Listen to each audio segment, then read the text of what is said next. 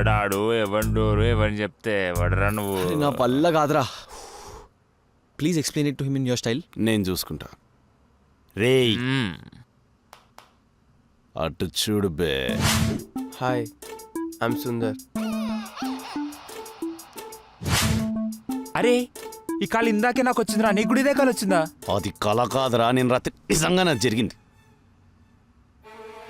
అంటే shit man. రే ఆల్బీ, హా. దీని అంతటికి ఒకటే క్లైమాక్స్ రా. చెప్పరా.